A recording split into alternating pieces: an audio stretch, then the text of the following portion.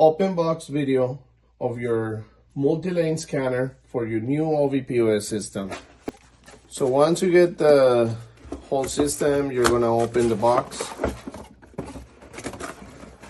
Right here inside, you're gonna have the instruction brochure.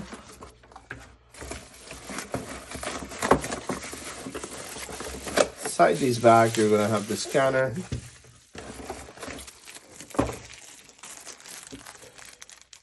Then you're just gonna have this cable right here.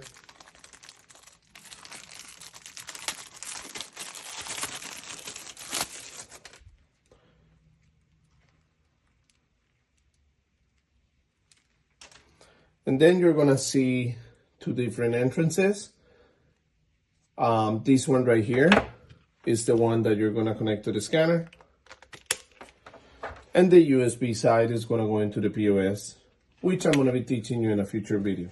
If you would like to watch more videos like this, subscribe to our channel, like this video, and leave me any comments below with anything else you need regarding your Ovvi POS system.